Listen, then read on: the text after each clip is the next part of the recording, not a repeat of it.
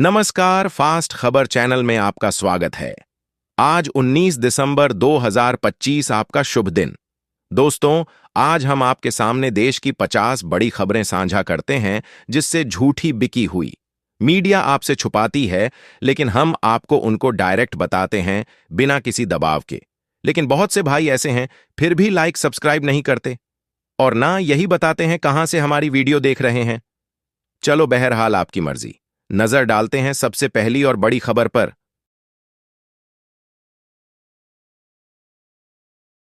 दोस्तों, संजय सिंह ने नरेंद्र मोदी और अमित शाह पर भड़कते हुए उनकी पोल खोल दी और कहा, आपने देश को कुचलने का काम किया है। आपने अग्निवीर लगाकर जवानों की उम्मीद को कुचल दिया। पहले इसे सुने, फिर इस पर विस्तार से बात करते हैं।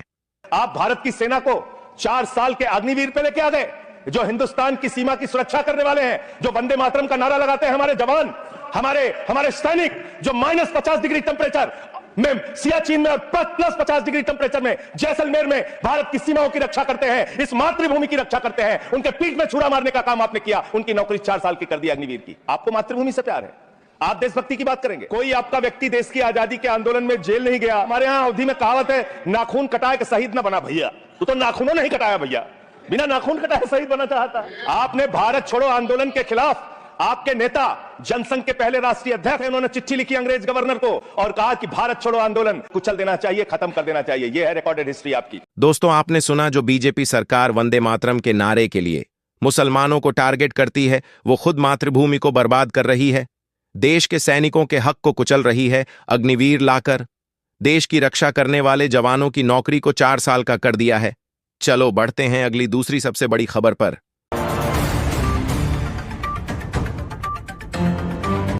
दोस्तों, इमरान प्रताप गढ़िया ने चुनाव आयोग और बीजेपी सरकार दोनों पर अपना निशाना साधा और कहा, मोदी सरकार कहती हम देश में सुधार लाए, लेकिन चुनाव के दिन उत्तर प्रदेश का एक पुलिस ऑफिसर मुस्लिम लड़कियों के सामने रिवाइवल तान कर कहे, तुम वोट नहीं डाल सकती।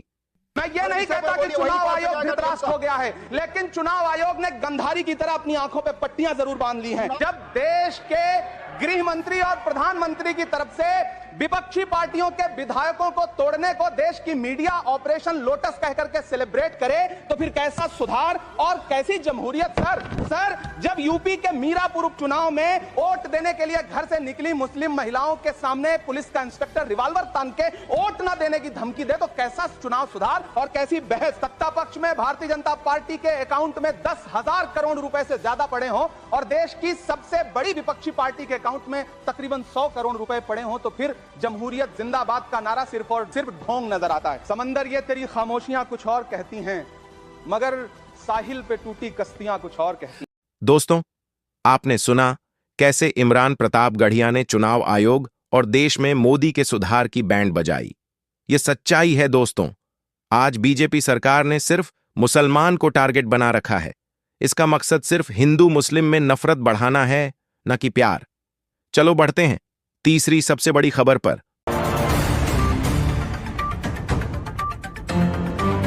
तो दोस्तों, प्रियंका चतुर्वेदी जी ने मोदी की काली सच्चाई बताई, और जब बीजेपी सरकार वोट की चोरी कर कर भी नहीं जीते तो फिर यह पार्टी को खरीदते हैं, यानी विपक्ष की उन पार्टियों को खरीदते हैं जिनसे इनको डर होता है।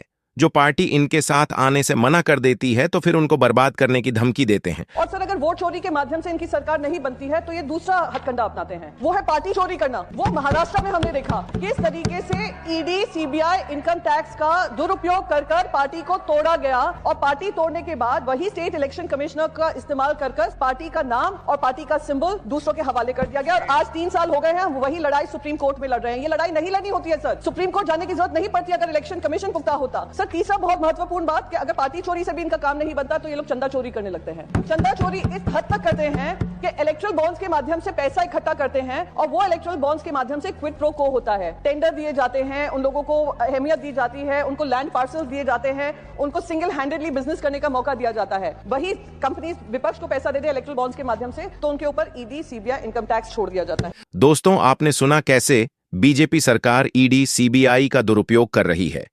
कैसे बीजेपी सरकार विपक्ष के नेताओं पर ईडी, सीबीआई के जरिए गलत केस फील करते हैं और उनको धमकी देते हैं। बढ़ते हैं अगली चौथी खबर पर।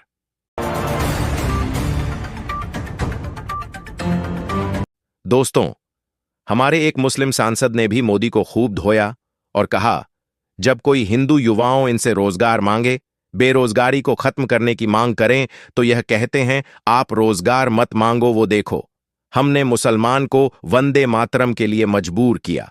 सुनिए इसको कि जब हिंदुस्तान का हिंदू हो, मुसलमान हो, सिख हो, इनसे पीने के लिए साफ पानी मांगे, सांस लेने के लिए साफ हवा मांगे, रोजगार मांगे, जब इनसे महंगाई के खिलाफ, महंगाई के बारे में जवाब मांगे, जब इनसे रोजगार मांगे, तब ये सिर्फ ये बोल सके कि रोजगार के बारे में बात मत करो। वो देखो मुसलमान, हमने उसको मजबूर किया वंदे मातरम गाने के लिए। वो देखो मुसलमान, हमने उसकी मजहबी आजादी को खत्म किया। इस आड़ में, मुसलमान को दबाने की आड़ में आप अपनी नालायकी छुपाना चाहते हो और इस मुल्क में राज करना चाहते हो, उसकी कुर्बानी बनाना चाहते हो मुसलमान को। हमने इस मुल्क की आजादी के लिए भी खून दिया है और इस मुल्क में आजादी को बचाने के लिए भी अगर खून देना पड़े हम देंगे। हमने उनके साथ भी लड़ा है, आप जैसों के साथ अगर 1000 साल तक भी लड़ना पड़े हम लड़ेंगे, उसी गैरत से लड़ेंगे, उसी जज्बे।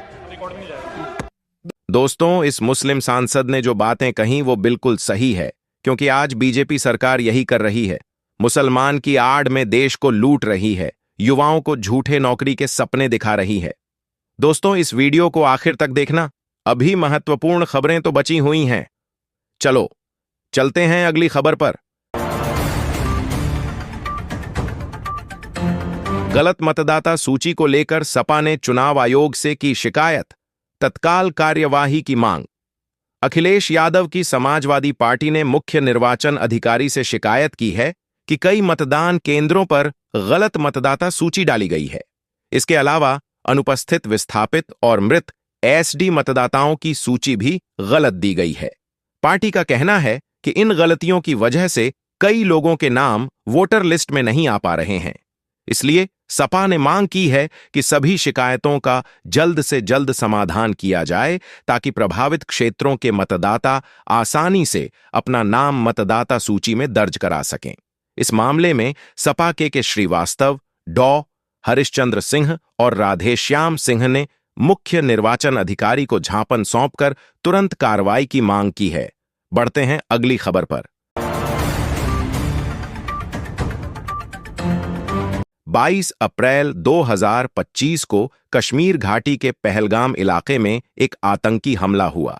यह हमला पहलगाम बाजार से करीब 6 किलोमीटर दूर बैसरन नाम की जगह पर हुआ। इस हमले में 26 लोगों की मौत हो गई, जिनमें 25 पर्यटक और एक स्थानीय युवक शामिल था। पिछले करीब 30 सालों में जम्मू कश्मीर में यह पहला इतना बड़ा हमला है जिसमें सीधे तौर पर पर्यटकों को निशाना बनाया गया।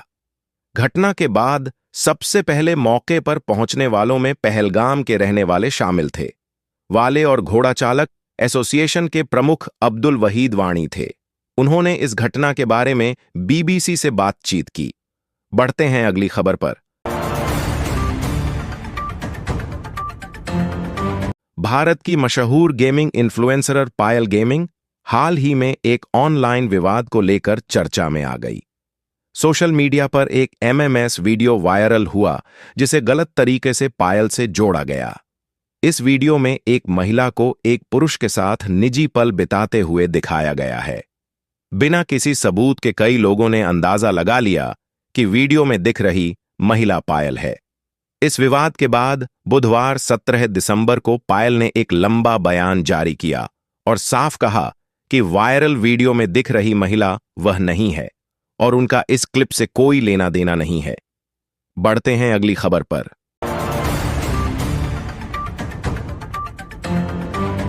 लखनऊ में कोहरा और ठंड का कहर। टी20 मैच का टॉस भी हुआ लेट। उत्तर प्रदेश की राजधानी लखनऊ में इन दिनों काफी ठंड और घना कोहरा छाया हुआ है। कोहरे की वजह से भारत और दक्षिण अफ्रीका के बीच चौथे टी20 मैच में टॉस होने में देरी हुई। मौसम विभाग के अनुसार उत्तर प्रदेश के कई इलाकों में कड़ाके की ठंड पड़ रही है और कोहरे का असर बना हुआ है। इसी को देखते हुए मौसम विभाग ने घने कोहरे का ऑरेंज अलर्ट जारी किया है। वहीं कोहरे की वजह से प्रदूषण की स्थिति भी और खराब हो गई है। ऑरेंज अलर्ट तरीके से दाराशी है सारी साथ, जिससे लोगों को परेशानी का सामना करना पड़ रहा है।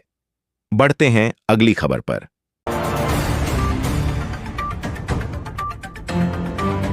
निर्मला। सीतारमण, वैश्विक व्यापार में शुल्क हथियार बन रहे हैं। भारत को सावधानी से कदम उठाना होगा। वित्त मंत्री निर्मला सीतारमण ने बुधवार को कहा कि अब शुल्क और दूसरे उपाय वैश्विक व्यापार में हथियार की तरह इस्तेमाल होने लगे।